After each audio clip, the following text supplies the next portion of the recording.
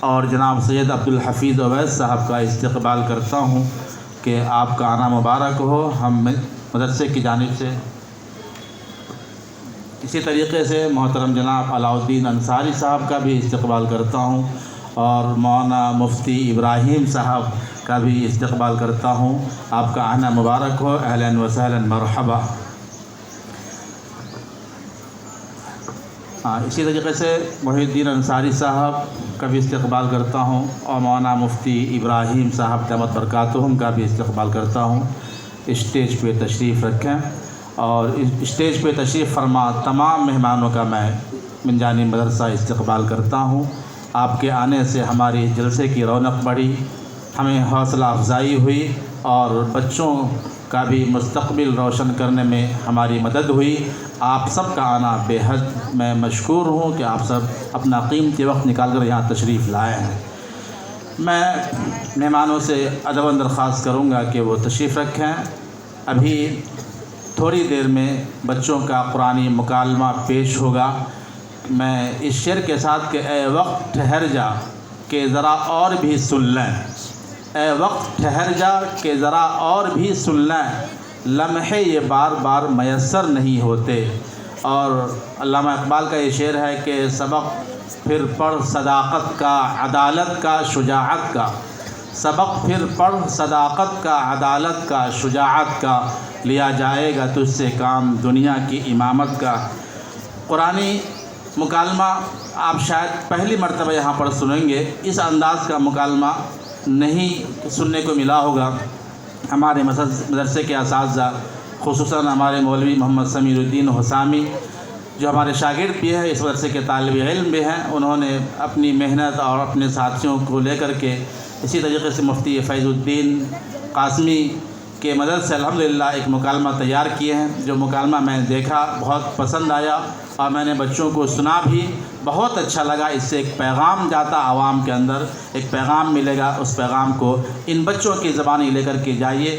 میں مکالمے کے لیے، قرآنی مکالمہ پیش کرنے کے لیے عزیزم سید ایان ول سید جمیل صاحب حفظہ اور حافظ احمد عبدالحکیم ولد عبدالعظیم صاحب حفظ با اور حافظ سید ابرار ول سید نعیم الدین صاحب حفظ تا سے خواہش کرتا ہوں کہ وہ آئیں اور اطمینان و سکون کے ساتھ قرآنی مکالمے کو پیش کریں۔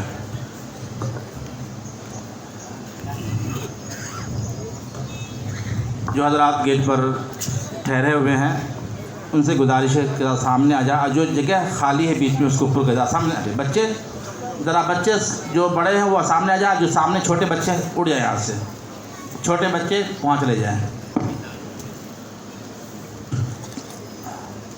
اچھا، ان کو بھی دارالعلوم ٹولی چوکی کے جو طلبہ ہیں ان سے گزارش ہے کہ یہاں تشریف لے آئیں، ادھر یہاں پہ جگہ خالی ہے، دارالعلوم ٹولی چوکی، تشریف لائیں، ادھر جگہ دیجیے۔ مہمان کھڑے ہوئے ہیں، آپ طلبہ عزیز ہیں۔ میں اس موقع پر ہم سب کے سرپرست مدرسہ ہذا کے محتمیم حضرت مولانا محمد حسام الدین المعروف جعفر پاشا صاحب کا تہ دل سے استقبال کرتا ہوں، جو دارالعلوم حیدرآباد کے بھی محتمیم اور ہمارے اس مدرسے کی محتمیم اور سرپرست ہیں۔ حضرت مولانا محمد حسام الدین المعروف جعفر پاشا صاحب تشریف لا رہے ہیں۔ میں ان کا انتظامیہ کی جانب سے، مدرسے کی جانب سے بھرپور استقبال کرتا ہوں۔ آپ کا آنا ہم سب کے لیے مبارک ہو، اللہ تعالیٰ آپ کو جزائے خیر دے۔ طلبہ عزیز سامنے ہٹے ذرا، یہ جو جگہ خالی ہے قریب ہو جائے۔ اب چونکہ وقت آ گیا ہے علماء کرام کو سننے کا، ہمیں سکون سے اپنی جگہ پہ بیٹھ جانا ہے، علماء کرام کو سننا ہے اطمینان کے ساتھ۔ اطمینان کی جگہ لے لیجیے، جو جگہ خالی اس کو پر کیجیے۔ علماء کرام کی آمد ہو چکی ہے، ہم جن کے لیے صبح سے 10 بجے سے بیٹھے ہوئے ہیں ان کی آمد ہو چکی ہے، ان کے بیان کا وقت آ چکا ہے، ان کو سننا ہے۔ اس لیے آپ ذرا سا تھوڑی زحمت ہوگی تو قریب ہو جائیں، خالی جگہوں کو پر کر لیں۔ جو حضرات کھڑے ہیں گیٹ پر ان سے گزارش ہے جہاں مناسب جگہ ملے وہاں پر تشریف رکھیں۔ اور ابھی جو مکالمہ پیش ہوگا مدرسہ ہذا کے 3 طالب علم پیش کریں گے۔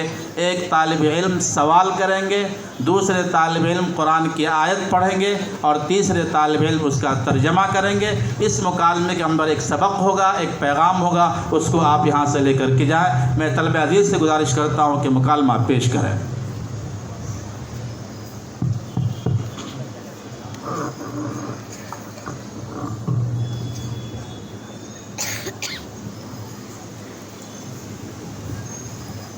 السلام علیکم ورحمۃ اللہ وبرکاتہ۔ وعلیکم السلام ورحمۃ اللہ وبرکاتہ۔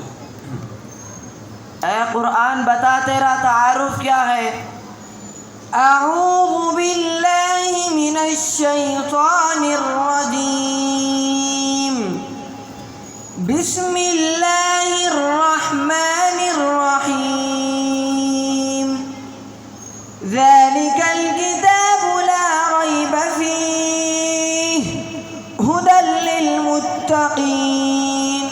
بسم اللہ الرحمن الرحیم، بسم اللہ الرحمن الرحیم،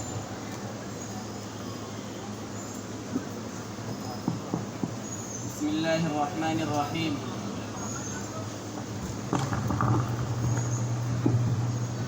بسم اللہ الرحمن الرحیم۔ یہ وہ کتاب ہے جس میں کوئی شک نہیں اور ہدایت ہے متقیوں کے لیے۔ اے قرآن بتا تجھے کس نے نازل کیا؟ تنزیل من رب العالمین، سارے عالم کے رب کی جانب سے نازل کیا ہوا ہے۔ اے قرآن بتا تو کس کے دل پر نازل ہوا اور کس کے ذریعے سے نازل کیا گیا؟ نزل به الروح الامین على قلبك لتكون من المنذرین،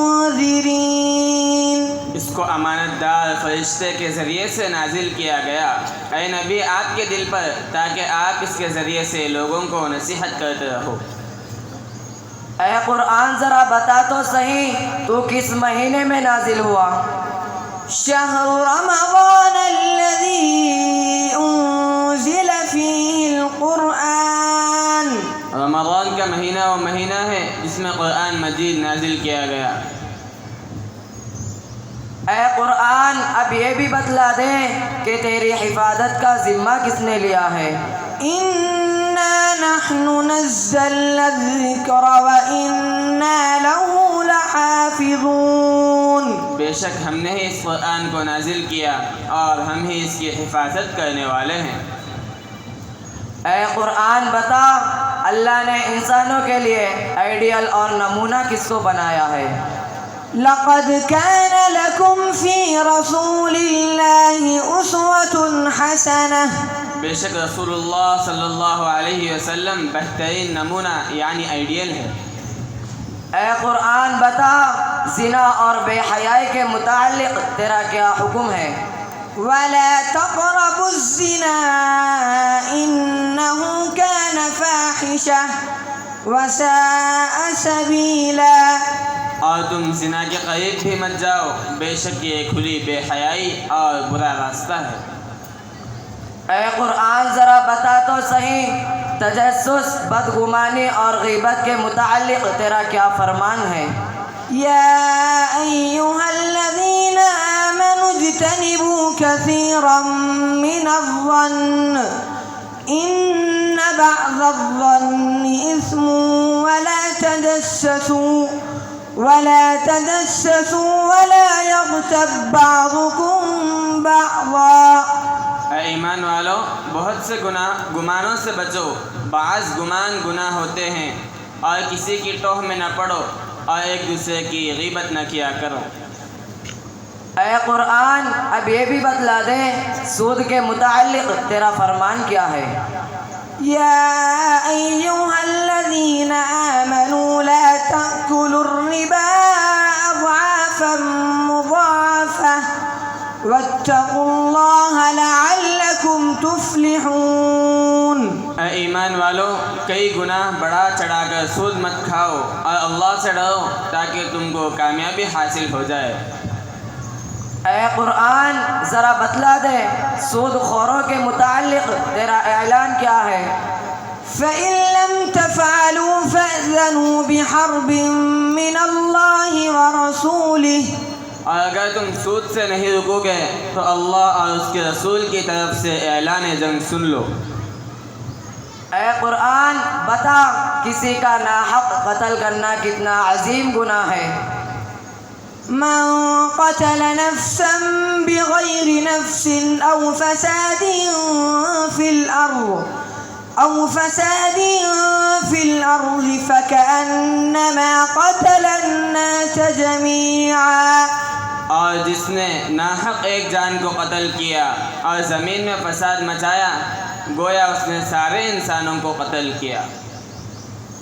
اے قرآن بتا غصہ برداشت کرنے والوں کے بارے میں تو کیا کہتا ہے؟ وَالْكَاظِمِينَ الْغَيْظَ وَالْعَافِينَ عَنِ النَّاسِ وَاللَّهُ يُحِبُّ الْمُحْسِنِينَ. اللہ کی مغفرت کے مستحق وہ لوگ ہیں جو غصے کو پی جاتے ہیں اور لوگوں کو معاف فرما دیتے ہیں اور اللہ تعالیٰ احسان کرنے والوں کو پسند فرماتا ہے. اے قرآن بتا تو صحیح جھوٹی گواہی دینے کے متعلق تیرا حکم کیا ہے؟ وَاجْتَنِبُوا قَوْلَ الزُّورِ. اے لوگو جھوٹی گواہی دینے سے بچو. اے قرآن بتا حسد کے متعلق تیرا فرمان کیا ہے؟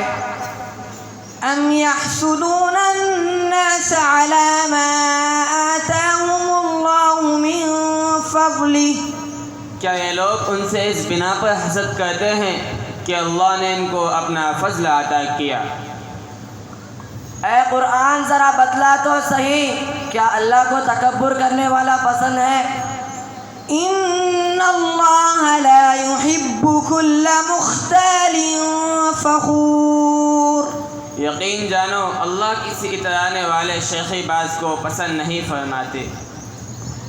اے قرآن بتا رشتہ داری توڑنے کے متعلق تیرا فرمان کیا ہے؟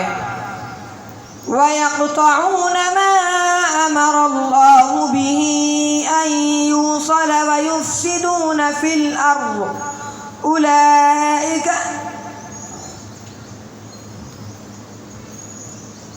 وَيَقْطَعُونَ مَا أَمَرَ اللَّهُ بِهِ أَن يُوصَلَ وَيُفْسِدُونَ فِي الْأَرْضِ أُولَئِكَ لَهُمُ اللَّعْنَةُ وَلَهُمْ سُوءُ الدَّارِ. اور جن رشتوں کو اللہ تعالیٰ نے جوڑے رکھنے کا حکم فرمایا ہے انہیں توڑتے ہیں اور زمین میں فساد مچاتے ہیں تو ایسے ہی لوگوں کے لیے لعنت ہے اور برا انجام انہی کا ہے. اے قرآن بتا جھوٹ بولنے کی سزا کیا ہے؟ قتل الخراصون. خدا کی مار ہو ان پر جو اٹکل سے باتیں بنایا کرتے ہیں. اے قرآن بتا ناپ تول میں کمی کرنے والوں کا انجام کیا ہے؟ وَيْلٌ لِّلْمُطَفِّفِينَ الَّذِينَ إِذَا اكْتَالُوا عَلَى النَّاسِ يَسْتَوْفُونَ وَإِذَا كَالُوهُمْ أَوْ وَزَنُوهُمْ يُخْسِرُونَ. اور بڑی خرابی ہے ناپ تول میں کمی کرنے والوں کے لیے جن کا حال یہ ہے کہ جب وہ کوئی چیز ناپ کر لیتے ہیں تو پوری لیتے ہیں اور جب وہ کسی کو ناپ کر یا تول کر دیتے ہیں تو گھٹا دیتے ہیں. اے قرآن اب یہ بھی بتلا دے نعمتوں پر شکر ادا کا انعام اور ناشکری کی سزا کیا ہے؟ لَئِن شَكَرْتُمْ لَأَزِيدَنَّكُمْ وَلَئِن كَفَرْتُمْ إِنَّ عَذَابِي لَشَدِيدٌ.